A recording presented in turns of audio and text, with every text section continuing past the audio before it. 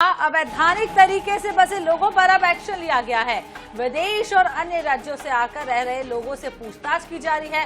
Outer colony में police ने चलाया अभियान और 1500 से ज्यादा लोगों को लाया गया है। पुलिस लाइन ग्राउंड पश्चिम बंगाल, असम और जम्मू कश्मीर के लोग हैं। इसके अलावा यूपी, राजस्थान और नॉर्थ ईस्ट के लोग भी शामिल हैं।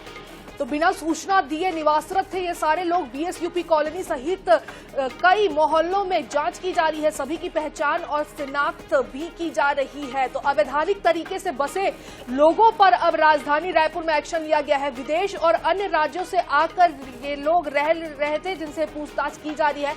आउटर कॉलोनी में पुलिस ने यह अभियान चलाया है। 1500 से अधिक लोगों से आपको बता दें कि पूछताछ की जा रही है। तो पश्चिम बंगाल, असम और जम्मू कश्मीर के लोग इनमें शामिल हैं। बिना सूचना दिए यहां छत्तीसगढ़ में राजधानी रायपुर में निवासरत थे ये लोग। बीएसयूपी कॉलोनी सहित कई मोहल्लों में जांच की जा रही है।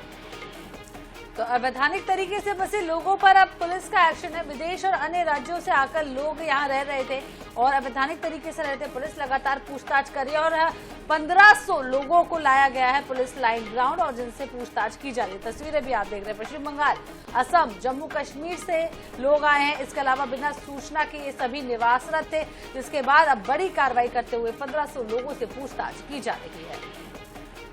तो अवैधानिक तरीके से बसे लोगों पर राजधानी रायपुर में एक बार फिर से एक्शन देखने को मिल रहा है। विदेश और अन्य राज्यों से आकर रह रहे लोगों से पूछताछ की जा रही है। आपको बता दें कि 1500 से अधिक लोगों से ये पूछताछ की जा रही है। आउटर में जो कॉलोनियां बसी है वहां पर ये लोग निवासरत थे, जहां पर पुलिस पहुंची है और जांच पड़ताल में जुड़ी और पूछताछ की जा रही है। बिना सूचना दिए यहाँ पे ये लोग रह रहे थे, इसलिए अब इन लोगों से पूछताछ की जा रही है और उनकी शिनाख्ती में राजधानी रायपुर की पुलिस जो है वो जुट चुकी है। तो विदेश और अन्य राज्यों से लोगों से पूछताछ की जा रही है। पश्चिम बंगाल, असम, यहां से ये लोग आकर यहां पर रह रहे थे। तो अलग अलग राज्यों से और विदेशों से आकर लोग यहां बसे हुए थे, अवैधानिक तरीके से बसे हुए थे। अब पुलिस उनसे पूछताछ कर रही है।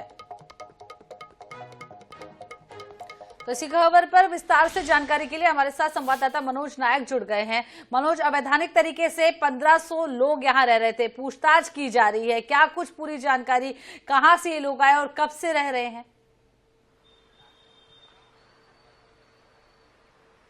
जी देखिए, समय समय पर यह हल्ला होता रहा है कि छत्तीसगढ़ में बड़ी संख्या में जो है बांग्लादेशी और रोहिंग्या के जो लोग हैं वे आकर यहां पर बसे हुए और समय समय पर छत्तीसगढ़ पुलिस के अलावा रायपुर पुलिस भी जो है अभियान चलाती रहती थी। साथ ही साथ जो है अब तक यह अभियान जो है बीएसयूपी कॉलोनी तक सिमटा हुआ था, लेकिन आज पुलिस ने पूरे शहर में अभियान चलाया है। रूरल क्षेत्रों को छोड़ दिया गया है।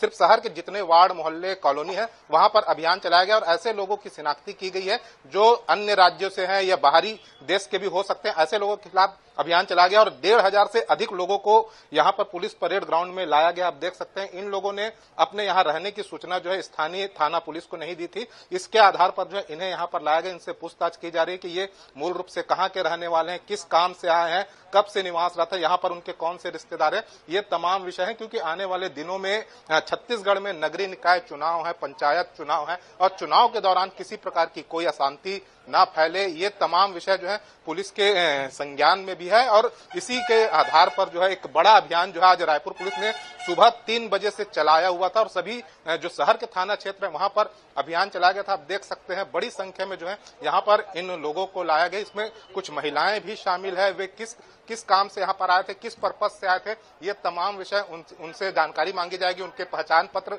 मांगे जाएंगे, उनकी शिनाख्ती की जाएगी। इसके अलावा जो है अब उनका मूल रूप से कब से यहाँ पर निवासरत है, ये तमाम विषय है, उसकी जानकारी ली जाएगी। इसके अलावा यदि वे अन्य देशों के नागरिक होते हैं तो उनके खिलाफ जो है उस आधार पर भी कार्रवाई की जाएगी। और आप देख सकते हैं यहाँ पर भी जो है पूरे परेड ग्राउंड के जो परिसर है उसमें जो है सभी लोगों को यहाँ पर रखा गया है। फिलहाल जो है रायपुर एसएसपी के साथ जो है रायपुर के तमाम पुलिस अधिकारी भी यहाँ पर पहुंचे हुए हैं और वे खुद जो है पूरी मॉनिटरिंग कर रहे हैं। एक एक व्यक्ति की यहाँ पर पहचान की जाएगी, उनके आधार कार्ड देखे जाएंगे, पहचान पत्र देखे जाएंगे, उनसे विस्तार से पूछताछ की जाएगी। तमाम विषय आप देख सकते हैं यहाँ पर जो है पुलिस के जवान और कर्मचारी भी हैं, वे नोट कर रहे हैं कि कितने लोग किस थाना क्षेत्र में बसे हुए थे। सुबह से ही यह अभियान चलाया गया था। खासकर बता दूं कि जो भारत देश की सीमा से जो लगते हैं राज्य, जिसमें कि पश्चिम बंगाल है, असम है, राजस्थान है और यूपी है, ये तमाम राज्य, वहां के भी यहाँ पर काफी संख्या में लोग यहाँ पर रायपुर में आकर निवासरत थे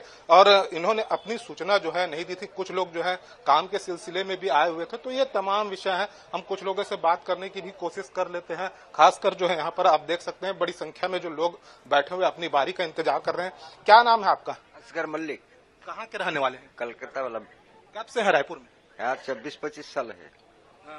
तो आपके यहाँ रहने की सूचना थी? नहीं है, थाने को दिए थे सूचना? नहीं, घर किराए में रहता है। नहीं, वैसा नहीं। कहाँ पर रहते हैं? तेलीबांधा में। तेलीबांधा में रहते हैं। किसके यहाँ रहते हैं? माना खेम का घर में। माना खेम का घर में किराए में रहता है। तो आप सुन सकते हैं कि इन्होंने सूचना नहीं दी थी। हालांकि लंबे समय से ये यहाँ पर निवास रहा था और भी कुछ लोग हैं, उनसे भी बात कर लेते हैं। क्या नाम है आपका? शिक्षावीर। कहाँ रहते हैं? छोटा पड़ा। कब से है रायपुर में? कहाँ के रहने वाले? कहाँ के रहने वाले आप मूल रूप से?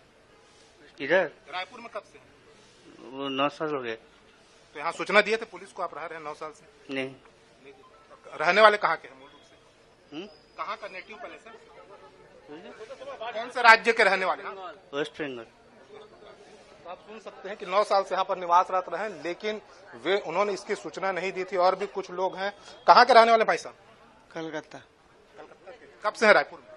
4 महीना। 4 महीने से। तो यहाँ पर सूचना दी है, क्या काम से आए? जरी का, वो कढ़ाई का काम होता है ना, वो काम। किसके यहाँ काम कर रहे हैं? वो छत्तीसगढ़ किला उधर, मैडम का नाम नहीं। किसके यहाँ ठहरे हुए हैं आप?